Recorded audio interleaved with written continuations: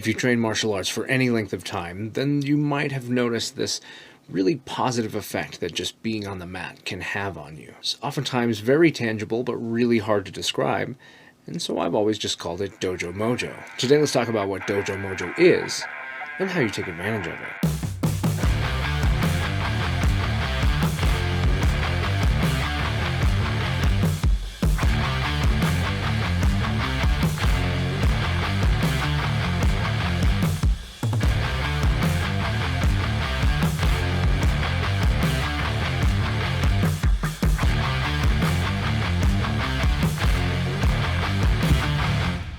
Hey, what's up? I'm Ken, this is kenfuTV, and each week I release videos in the martial arts, philosophy, technique, training, that sort of thing.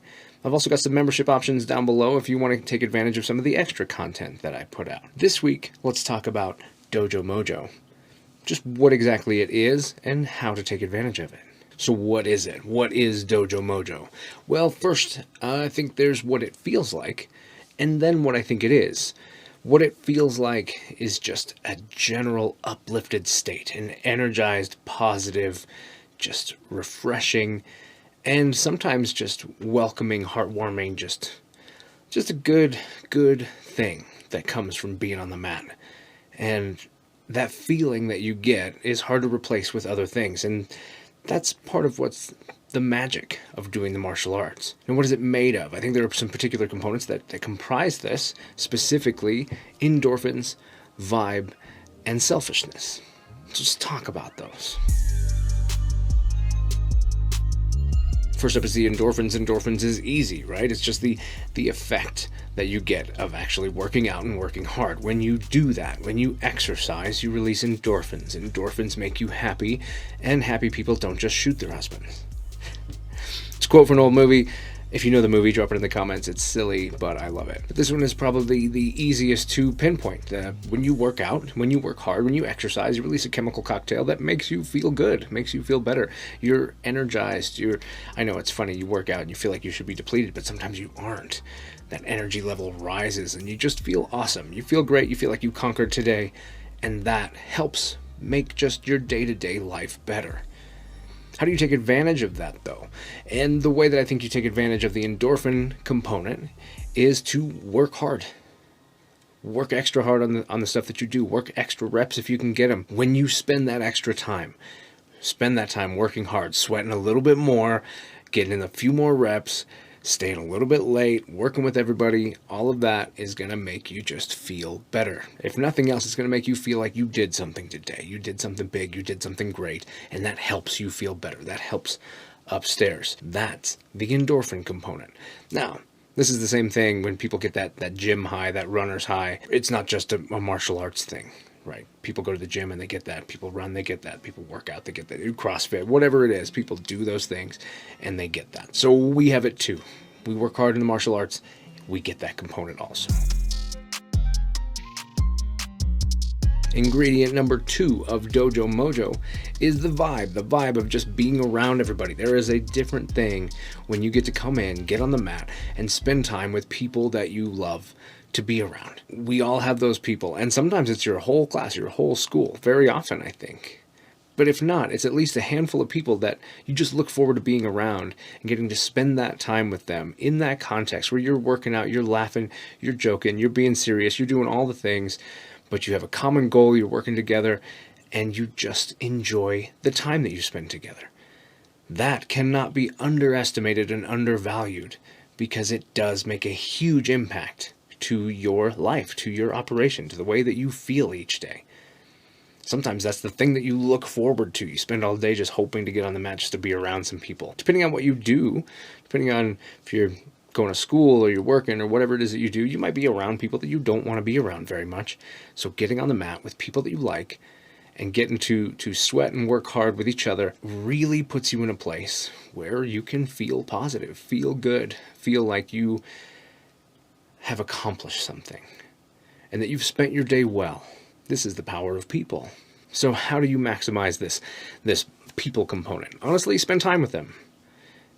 Spend time with more of them. If you only spend time with a couple people on the mat and you kind of have gotten to know them, then maybe spend time with some of the other people. Get to know what they're into. See what things you have in common and have some conversations with them. If you're working, encourage each other. Push each other if you feel like you need to go further and you want to excel. See what you can do to help each other. These are ways that being around these people will feed back to you and just be a part of that Dojo Mojo environment, that effect that it has on you. And when you do it, don't do it so that you get the benefit of it. Do it so that they get the benefit of it. Honestly, spending time helping other people get a positive benefit, it's incredible how much that actually benefits you without having to be selfish about it. You're not doing it for you, but it impacts you in a great way because you see the impact that you had in them. Last up, huge component of the Dojo Mojo vibe is selfishness. This was something given to me by my sensei when I started training. He said, Ken, when you get on the mat, when you come in and you bow to get on the mat, I want you to take that time to give yourself permission to train.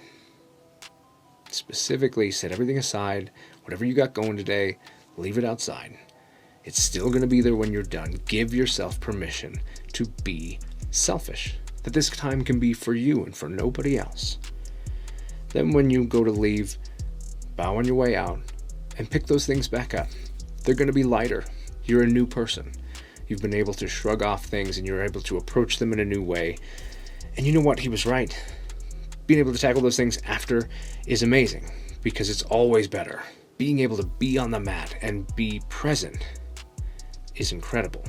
That's easily the most important thing. In order to truly maximize the benefit of the first two, the endorphins and the vibe, is you've got to actually be present for it. You've got to experience it.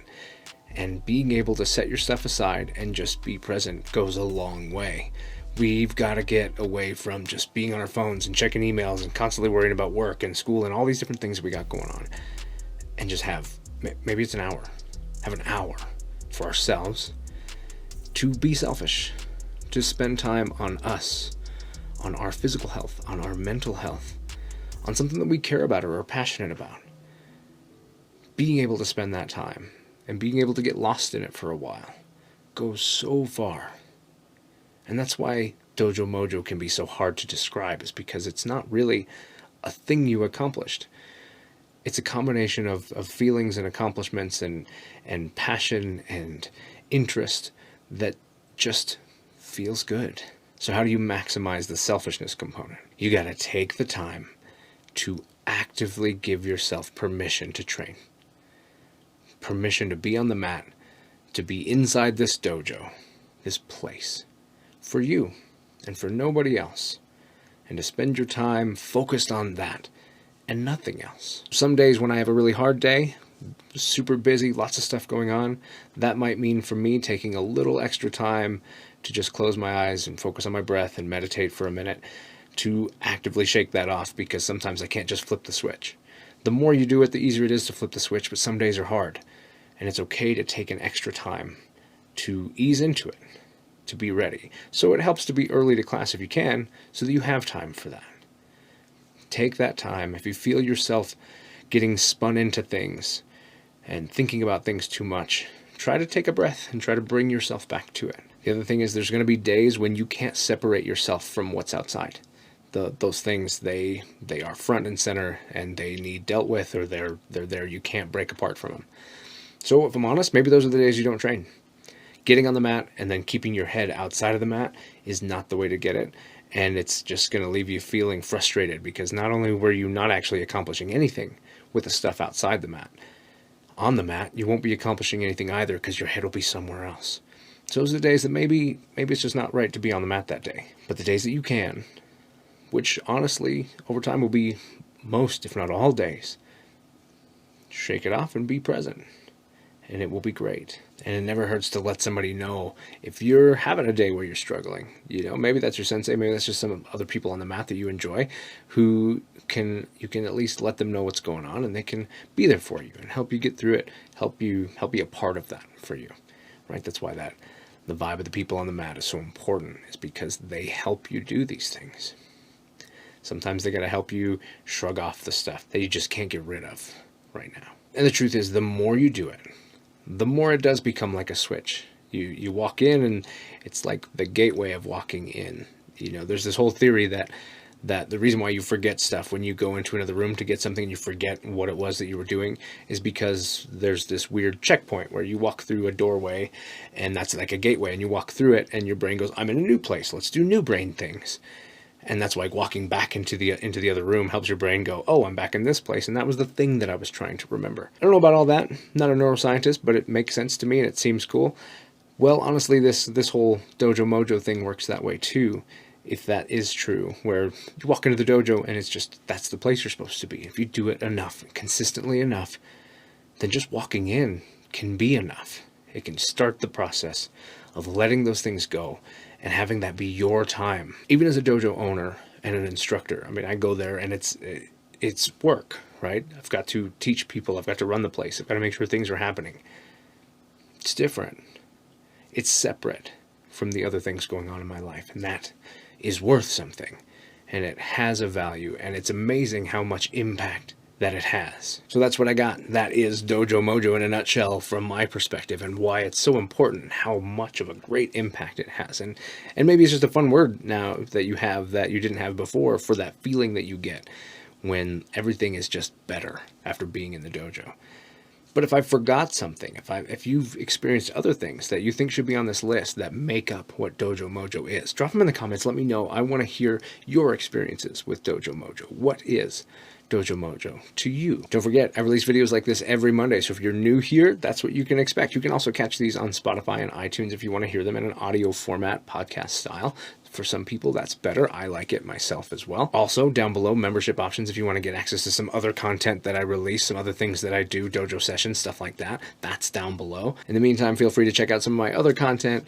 I'm Ken. This is kenfuTV, and I'll catch you in the next one.